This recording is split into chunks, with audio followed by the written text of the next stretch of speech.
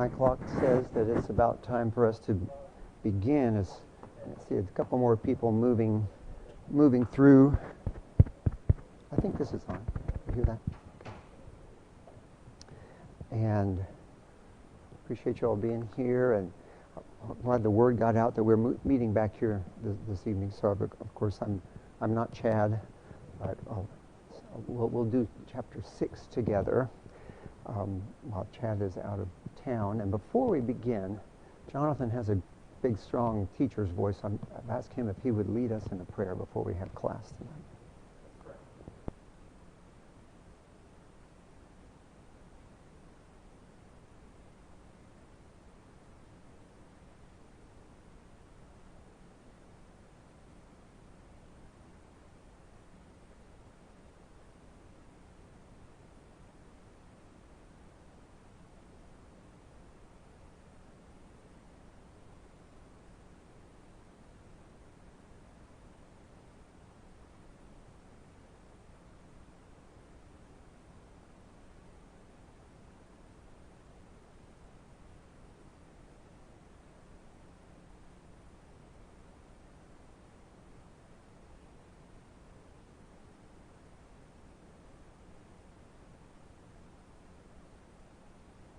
Thank you, Jonathan. And if you want to turn in your Bibles to John chapter 6, that's the chapter we're going to be primarily looking at this evening. However, I'm going to do a little bit of review. We're going to go back and see what Chad has covered previously. And my first slide is kind of a summary slide of some things that he's already discussed, right? John's gospel. It's kind of from an eyewitness perspective. Some interesting things about the book of John that make it different than the other gospels. There are very few miracles specifically detailed in the book of John. Anybody know the number? Well, I've got the number up there. Don't look at the number. 7. Good job. This class is on the ball. So also very few parables in the book of John, right? But there are many more long kind of expository or explanatory sort of speeches or discussions that Jesus has, either kind of, a speech that he makes to a crowd, or maybe a discussion he's having with other people. So we learn, this class is appropriately titled More About Jesus, right? Because we learn more about him through some of these long discussions where he gets into some detail and some very specifics about who he is and why he is so special. So that's just a little summary slide there. Has anybody heard a summary of the Gospel of John that says John's Gospel, Matthew's Gospel was primarily directed toward who? Anybody remember this? Jewish, right? So there's a lot of quotations from the Old Testament where he's showing how Jesus is the fulfillment of so many things. Has anybody heard anything about the Gospel of John? What has John been likened to? What is it kind of about?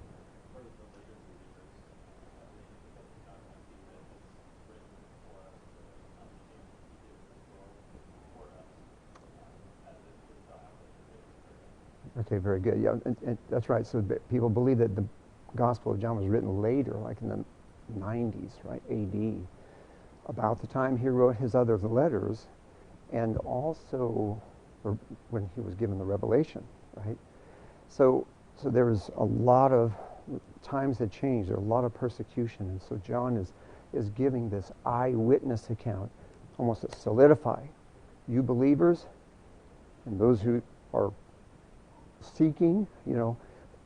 I'm giving you an eyewitness account. Your faith can be firmly placed in Jesus, okay, because of the things that he's recounting here. If you were going to say one thing that was kind of the topic of the Gospel of John, have you heard anything like that? The topic is what? What would be the title? Okay, very good. And I was kind of going there, but I was going one step further, that you might believe what? Yes, there you go. Thank you. Jesus is the Christ, the Son of God. That's from chapter 21, right? Where John writes Many other things did Jesus that are not included in this book. But these are written, right, that you might believe not just anything, but that you might believe that Jesus is the Christ, the Son of a living God. Okay, so that's really what I've heard in the past. You know, the Gospel of John is kind of focused on that. And in fact, it's focused on the idea of almost like, hey, before we go here, it's almost focused on the idea of Jesus, the Son of God, from the standpoint of proving that he is the Son of God. Okay? And so someone might say, well, what? John's not a scientific book. Isn't that the only way you can prove things? Is that the only way you can prove things? No. How do we prove things? Many times, maybe more frequently than using the scientific method. How do we prove things today? A system. What system do we use? Not science. Yes. And what else? We have eyewitness accounts, and what else do we use to back up those accounts? Alibi, right? And so and pieces of evidence. I'm looking at it kind of trying to draw out the idea of a courtroom system, right? We prove things all the time based on witnesses' testimony and evidence presented to back up that testimony, right? And so the book of John is kind of like that. I've heard people say it's kind of like Jesus is making his case. This is who I am, and this is how I'm going to prove it. There are all these witnesses, and he laid that out, chapter 5. Chad went over that with us last week, or Sunday, right? There were these witnesses in chapter 5. We'll look at that briefly tonight as well as we review. But there are all these witnesses that we have, and then there's the evidence. What's the evidence that Jesus lays out? No, that's right. And it's interesting that there's only 7 specifically recorded in the book of John, but it's like they're great examples, right? Mark is full of miracles. If you read the book of Mark, even though it's the shortest gospel, it's just full of miracles. Just one after the other, boom, boom, boom, boom. But John just has 7 specified. But that's sufficient evidence, right? I mean, it seems like in the mind of John and the mind of the Holy Spirit who made that available. So think about it this way. That's what Jesus is doing. He is laying out his case. And what he's doing is he's saying, I want you to know more about me. And the reason is because people had this different ideas about Jesus, about who he was. And Jesus was trying to focus radar, laser vision, like right on the main point. And he wanted people to know, I'm not just what you think, and I'm not just what you think. I'm much more than that. And it goes back to that idea. I'm the Son of God. That's a whole game-changing point. Okay, so we'll look at that. So who did men say that Jesus was? We're going to kind of jump over into Matthew 16 a little bit.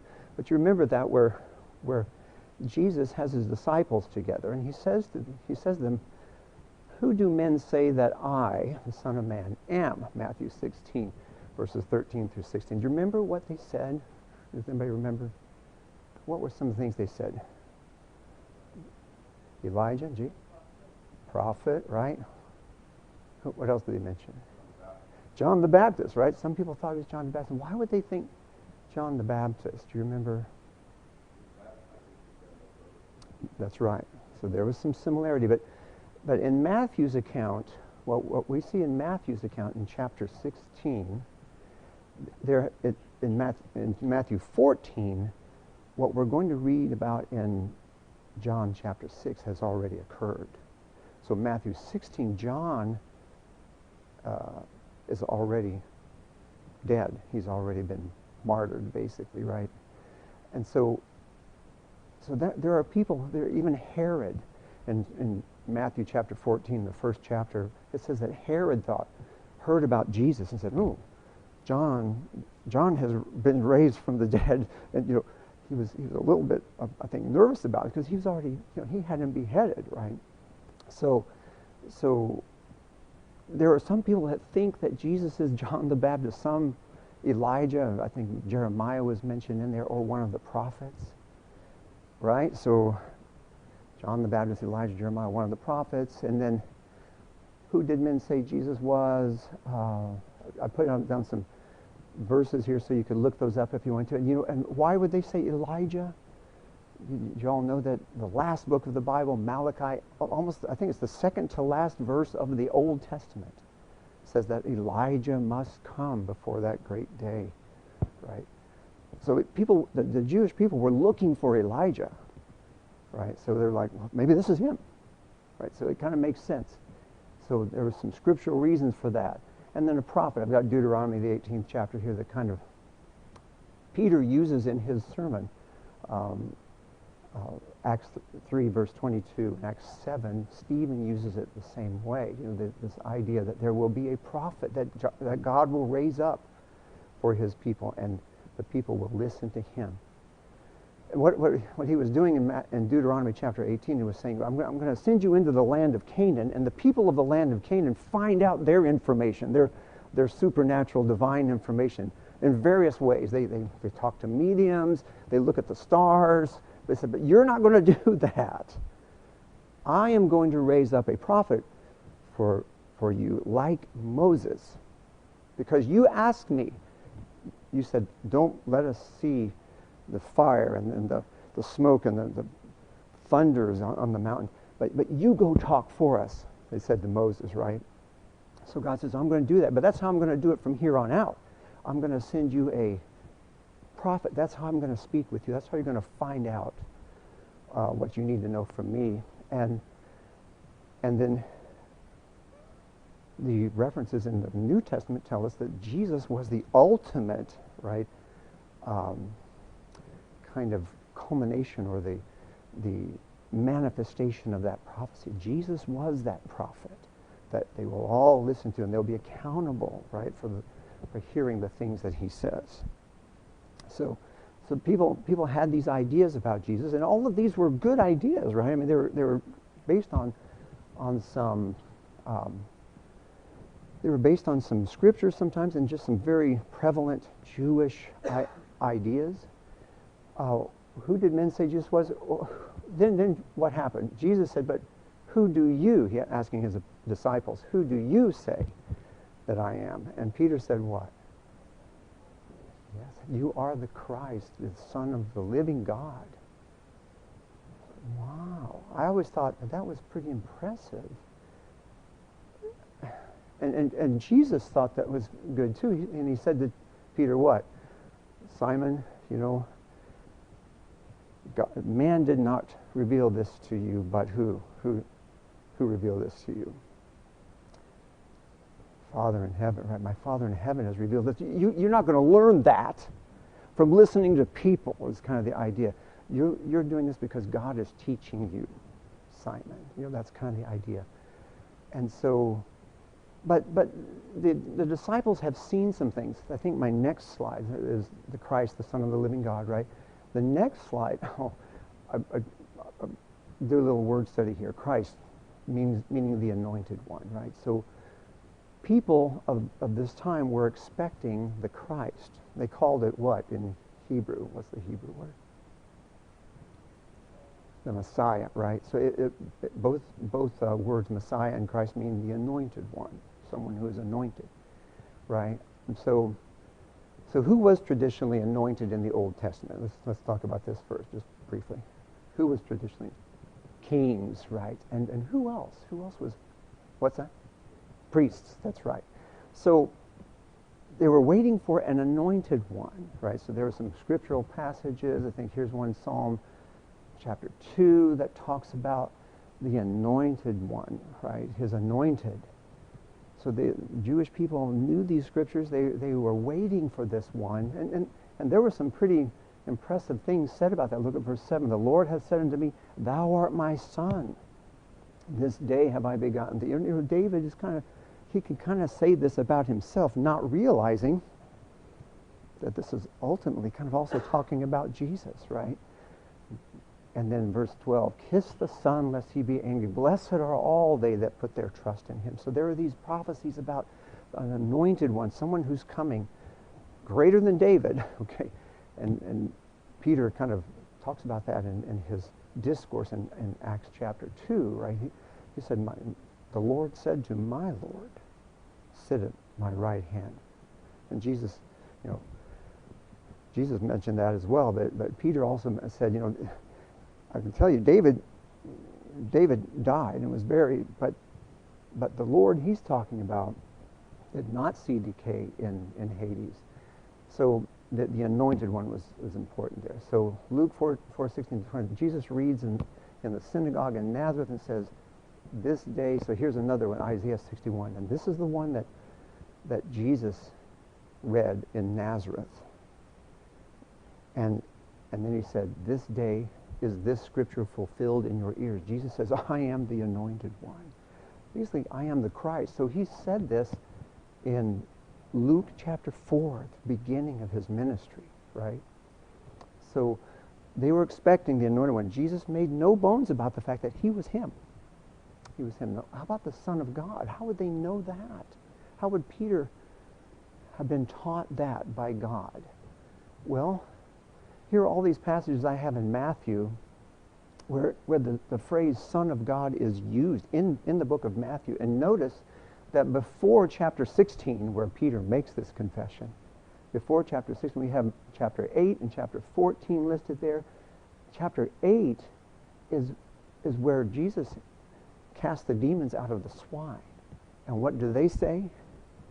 They say, what have we to do with thee, Jesus, thou Son of God? Art thou come hither to torment us before thy time? Do you think the disciples who were there and heard that, do you think that had an impact on them? A demon, the demons crying out this thing. Something's being said here, right, that is significant. Matthew 14 is where there was the time that Jesus fed the 5,000. This is Matthew's account in Matthew chapter 14. And then he walks on the water afterward.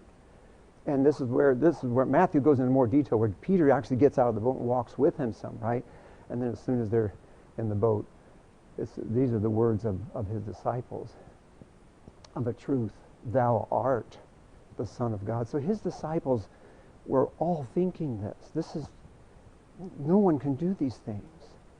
No one can do these things. And so then there are all these other scriptures where that was the thing that got Jesus in trouble. He was not trying to hide the fact that he was the Son of God. What we're going to show in John is he was making it very clear and almost impossible to misunderstand. Right? But that's what got him in trouble. Matthew 26:63. He's being questioned right before his crucifixion by the Sanhedrin, the council, right? And I adjure you, the high priest says, by the living God, that you tell us whether you are the Christ, the Son of God. And Jesus either says it holds his peace, or he says, thou hast said, or something of the, yes, I am. That's what gets him in trouble, right? And so even when he was on the cross, thou that destroyest the temple and buildest it in 3 days, save thyself if you are the Son of God. This is what's happening at the cross. The Roman soldiers are down there, and they're hearing these people jeering at Jesus. If you're the Son of God, that would have... What? Why are they saying that? Because that's what he claimed over and over, right? If you're the Son of God, come down from the cross. And then other people said, he trusted in God. Let him deliver him now, if he will have him. For he said, I am the Son of God. Is that what he said? The Romans, imagine the Romans thinking this. And so what happens when the Romans, after the earthquake, and it becomes dark, pitch blackness in the middle of the day, and the earthquake, and Jesus crying out with a loud voice and giving up the ghost, and the Roman soldiers said, whoa. Truly, this was the Son of God. This was impressive enough to convince them. This is the Son of God. I mean, if he claimed that, I believe it, right? So Peter and the apostles had seen things where at Matthew 16, Peter's ready to say, look, you're the Christ, the Son of the living God. We've seen you walk on water and calm a storm and feed 5,000 with nothing, with hardly anything. You created something to do that. So here's just another question about Matthew 16. Who did Jesus say he was there? Now this is I don't know if you've thought about these things, but I think it's interesting because Jesus is trying to focus down who he is. This is how Jesus identified himself in Matthew 16 when he said, whom do men say that I, the Son of Man, am? Right? Jesus calls himself the Son of Man. I think I have in the next slide, I'll come back to this one in a moment. Yeah. The Son of Man phrase is used 108 times in the Bible. And 93 of those times it's used in Ezekiel. If you read the prophet Ezekiel, Ezekiel is called by God over and over and over again, Son of Man. Go and tell, right? So Ezekiel is kind of famous for that. But 14 times, that's in the Old Testament, I'm sorry, that's in the Old Testament. 14 times it's elsewhere signifying just a human. For example, what is man that thou art mindful of him, or the Son of Man that thou hast given him attention, right? What's the idea? So it's the idea of a human, right, in those cases. But one time, in Daniel chapter 7, verse 13, we read here, I saw in the night visions, and behold. So this was at the time when the four different beasts were introduced, signifying the different empires that would follow Babylon. Babylon, Medo-Persian, Greek, Roman, right? So in the days of that fourth beast, there'd be this great persecution of God's people. And then verse 13 says, I saw in the night visions, and behold, one like the Son of Man came. So kind of talking about the coming of the kingdom, the Lord, right, coming. And so he's depicted in this vision as one like the Son of Man who came with the clouds of heaven and came to the Ancient of Days, and they brought him near before him. Who's the Ancient of Days? God. So this one like the Son of Man appears and comes with clouds of heaven and came to the Ancient of Days, and they brought him near to him. You know, another interesting study is the idea of courtrooms, king's courtrooms. From what you know about the story of Esther, was a king's courtroom something you just nonchalantly walked into? No. I mean, we don't have that same understanding of a courtroom system, but the courtroom of heaven in Revelation is kind of pictured the same way. It's an awesome place where not just anybody is allowed to come, but Jesus has opened the door for us to be able to go boldly before the throne of God, which is unheard of privilege. Okay, well here Jesus in this prophecy basically is allowed into the presence of the Ancient of Days. And there was given to him dominion and glory and a kingdom that all people, nations, and languages should serve him. His dominion is an everlasting dominion which shall not pass away, and his kingdom that which shall not be destroyed. So see, this is the same message that Daniel sort of received with the statue, Nebuchadnezzar's dream, right, of the statue. Because what happened on the days of those last kings, the feet of iron and clay mixed, what happened? A stone, right, that was carved out not by human hands, right, was carved out, and what happened to that stone? It rolled down the mountain and just smashed all those kingdoms. But it was a kingdom, it was representing a kingdom that would never end, right? So there's that same idea that we see here. So Jesus is taking this and saying, I'm the guy. I am the Son of Man. And he shows that in more clarity in a number of different places. Son of Man is noted 85 times in the New Testament.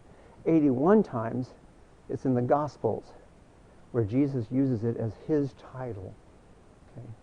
So he's not using it as a title like Ezekiel had it as a title. He's using it as a title like as in Daniel 7:13.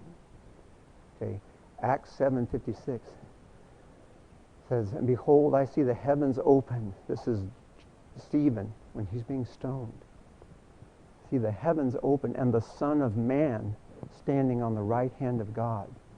Hebrews 2:6 says, But one in a certain place testified, saying, What is man that thou art mindful of him, or the Son of Man that thou visitest him? Right. So here are these examples. Revelation 1:13, "And in the midst of the seven candlesticks, one like unto the Son of Man, clothed with a garment down to the foot, and girt about the paps with a golden girdle." So this is describing Jesus in this vision that John had in Revelation, right? Revelation 14, "And I looked, and behold, a white cloud, and upon the cloud one sat like unto the Son of Man, having on his head a golden crown, and in his hand a sharp sickle." And I think these are words of Jesus himself. In Matthew chapter 24:30, Jesus would say, "And there shall appear the sign of the Son of Man in heaven. And then shall all the tribes of the earth mourn, and they shall see the Son of Man coming in the clouds of heaven."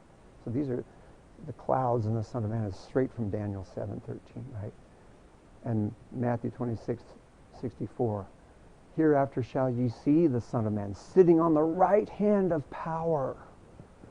All right? "And coming in the clouds of heaven." Jesus is making no bones about who he is. He is the Son of Man. This is the closest thing to saying he's the Son of God so far. Mark 13:26, the same. "And then shall they see the Son of Man coming in clouds with great power and glory." And Mark 14:62. And Jesus said, "I am, and ye shall see." This is when he's being questioned again before his crucifixion. "You shall see the Son of Man sitting on the right hand of power and coming in the clouds of heaven." Jesus is telling his accusers, you're dealing with the Son of Man. Daniel 7:13. And they were, but they didn't know. So the message was received. They got it. They got the message. They just didn't like it, right? They didn't accept it, but it was true. So the high priest rent his clothes, saying, "He has spoken blasphemy. What further need have we of witnesses? Behold, now you've heard his blasphemy." Right? So here's Mark 14, the little larger context there, and then the high priest tore his clothes, rent his clothes, and said, "What need have we?" So they got the point. Yes, sir.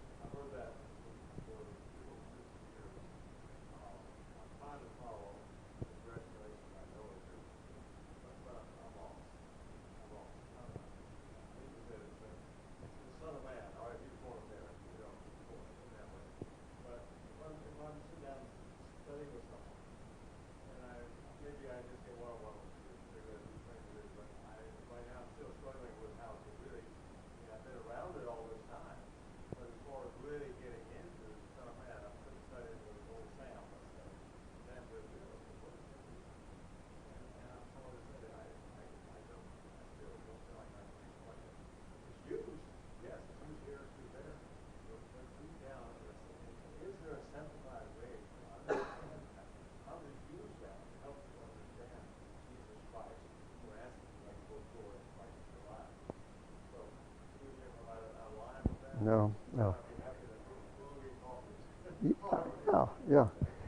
That's a good question, and I believe one of the things that I would say about it is just that there is an amazing correlation between the book of Daniel and between what we read in the New Testament with Jesus himself and his life, but also in the book of Revelation, and this correlation helps us understand so many things. So that's probably how I would go, and just say that the Jewish people understood this. God was trying to say, in those latter days, I'm going to set up a kingdom that will not ever end. But this is what's going to happen. There's going to be trouble. One of these kings, a little horn or whatever, however he described it in that particular symbolism, one of these kings is going to begin persecuting my people, and he's going to do a good job of it. He's going to really be successful with that. But God will put an end to that, and then the kingdom will be given to the people of God. So God was trying to show Daniel things that were to come. And so when he part of what he showed him was when that kingdom is set up, the Son of Man is kind of the king of that kingdom, right? So I would probably just have to go through and really just read those verses and show how they correlate to what's happened in the New Testament. And yeah, I'd be glad to do that. But I think that's the key. It's just showing the consistency between the Old Testament and the New Testament books that are writing about the same thing. Okay. Yes, sir.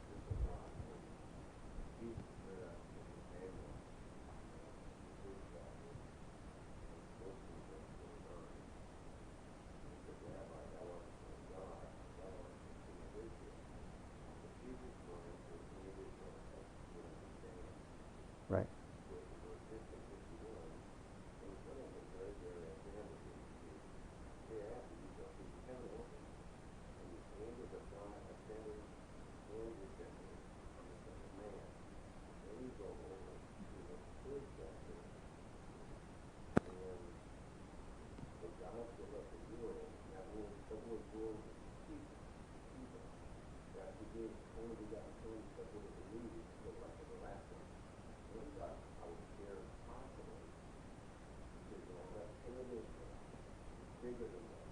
Yeah.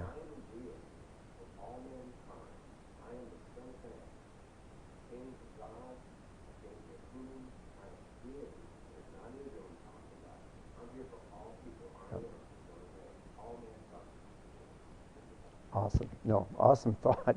So I hope you all could hear that, but that's exactly the point. I think that's the point that Jesus is making. And you brought up another great passage where Jesus kind of just almost word for word says, you're going to see me do what Daniel said this Son of Man would do in Daniel 7:13, right? You're going to see that happen. And that's going to be something that will show you that what I'm saying is true. So thank you for those questions. Those are good questions. And you know, that's the kind of thing that we could study easily together. So who do men say that Jesus was? Well, John the Baptist, all these things. And the point is that he's actually many of those things, right?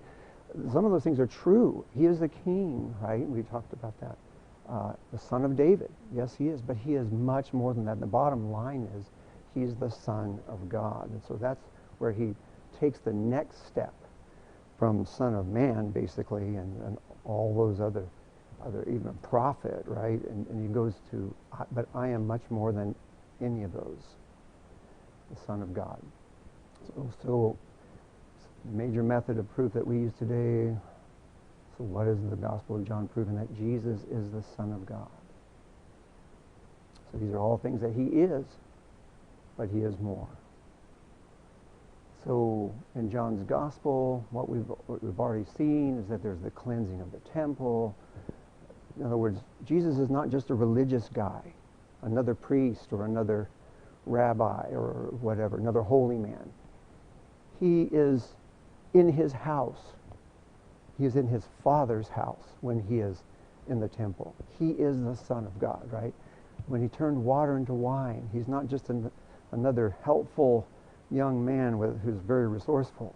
He's the Son of God. He made water into wine. He's declaring himself to be something very different. With a Samaritan woman, she acknowledges that he's a prophet. Oh, I perceive that you are a prophet. But he said, he's not satisfied with that. I'm much more than that. He's the Son of God. The lame beggar at the pool tries to show him, you don't need this water. This water's not going to make you well. The Son of God can make you well, right? So there's divine creative power is demonstrated so many times. That's also another interesting thing, but Chad asked the question, why was the number 38 used, 38 years for the man? But I don't know if it's that specific about the number 38, but that's just a long time. And has anybody had the experience where you've been injured maybe and you had to be bedridden, or known somebody that has been bedridden for a long time, even for a week or two? What happens to you when that happens? Do you just, after that 2 weeks is over, do you just pop out of bed and get right on to your, what happens in our time? What do we do about that? That's right.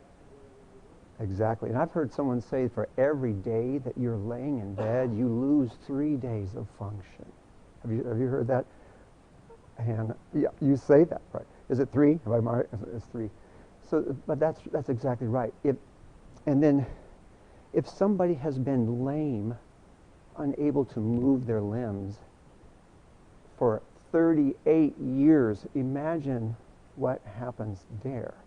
Not only does it take a long time of rehab, maybe forever, to get back that function, but what happens to the legs? This is something that we don't see this very much anymore, but what happens to somebody who maybe had a spine injury as a child, maybe spina bifida, and they can't move their legs? And do their legs grow like the rest of their body? They do not. Okay, so I learned this when I went to Brazil, and I saw the beggars on the side of the road, and I was like, wow, their little legs are just all so contorted and contracted, and we just never see that, right? But when Jesus healed this man, there was some creative power exerted there. He didn't just go, wow, thank you, I've been really needing to take a walk. This was impossible.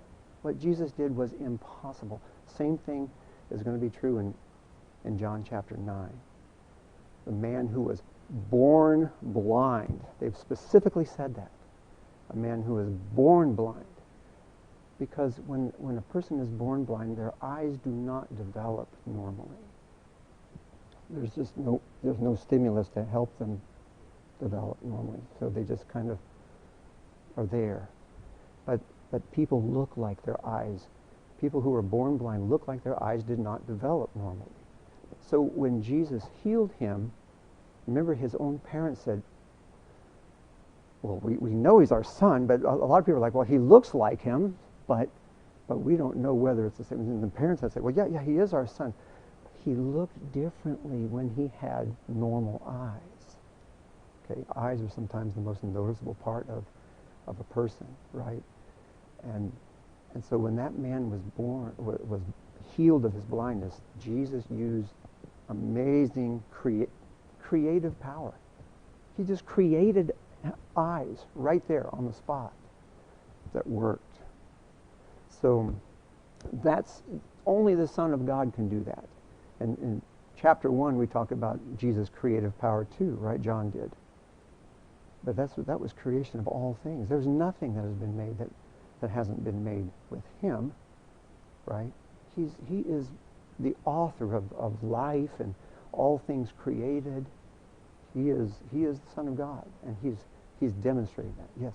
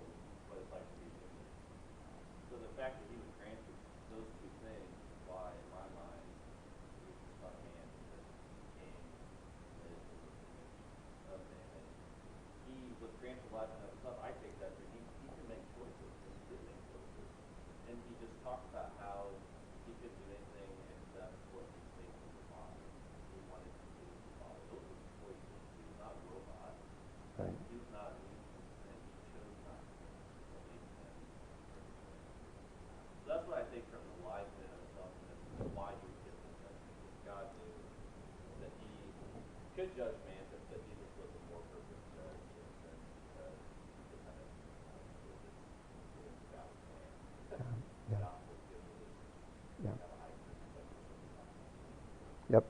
Thank you for that comment. So lots of good things here. one of the things that we covered in John chapter 5 was the Jesus making this claim about him being the Son of God. And we read in John chapter 5, verse 18, it says, "Therefore the Jews sought the more to kill him, because he not only had broken the Sabbath, but said also that God was his Father, making himself equal with God." Chad's not going to be happy with me because we're not going to cover chapter 6, but I'm glad that we're having this discussion. But God was his Father, making himself equal with God. And here's something that we don't do so much in our culture right now, but back then, young men did not usually leave home and go to university and learn a trade or get a degree in something. How did they learn to make a living? Right. A son would do what his father did, right? That's why Jesus was a carpenter, right? A carpenter's son. The Levites were Levites' sons. The priests were priests' sons. Everybody was kind of like that. And so what Jesus was doing was identifying himself. My Father is doing these things, and I do exactly what my Father does. That meant to the Jewish leaders, he's claiming to be just like God. And that's exactly what he's doing. Verse 19, the Son imitates the Father. That's what sons do. And he's saying, what the Father does, I am doing as well. Verse 20, the Father loves the Son and shows the Son everything he does. Jesus, this is in chapter 5, Jesus just doubled down, tripled down on his claim that he is the Son of God. Verse 21, the Father and the Son both raised the dead. I don't think the Jewish leaders lost that point. What is he saying? Verse 22, the Father gave all judgment to the Son. That's what Simon was talking about. He gave all judgment to the Son. And verse 23, men should honor the Son as they honor the Father. If they don't honor the Son, then they don't honor the Father. See what Jesus is doing? You have to make a choice. You either are with him or you're against him. You have to, because he's not just suggesting. He's saying, the Son's words sent from the Father give everlasting life, he says. Verse 25, the dead shall hear the voice of the Son of God, he says. He even says that, the Son of God. And the Father and the Son both have life in themselves, verse 26. And the Son has authority to judge because he is the Son of Man. He's the one that gets that kingdom, rules with a rod of iron, right? Verse 28 and 29, all in the grave shall hear the Son's voice and be raised to life or damnation. There's no getting around this. Jesus is claiming to be the Son of God. You ever hear this? We'll kind of close with this question. Did you ever hear this thing? If somebody claims to be like the Son of God, and they're making a serious claim, they're not just pretending, they're not just playing a joke or something, but they're seriously making a claim that they are the Son of God. There are only three options. You ever heard that before? What are the three options? Either it's telling the truth, they're a liar, they're just lying, they're trying to get something, they're trying to swindle someone. What's the third thing? What's that? Delusional, they're not working right up here, okay? Jesus is trying to show, I'm telling the truth. Because look at all these witnesses, and that's kind of what Chad went through last Sunday. All the witnesses, and there are more witnesses that he didn't even mention in chapter 5. And then all this evidence. There's so much evidence. Jesus is proving that he is the Son of God. He did not even get into the chapter 6, but I think that kind of helps us get a foundation, because what we read there, you're just going to see that over and over again. Proof, proof, proof, proof, proof, proof. And it's just, it's there so that we can read it, and as was said earlier, first off in the class, that we might believe, and in believing we might have life. Believe that Jesus is the Christ, the Son of the living. These things have been written that you might believe. So that's the book of John. So written so that we might know more about Jesus. Thank you all for your comments. Appreciate it.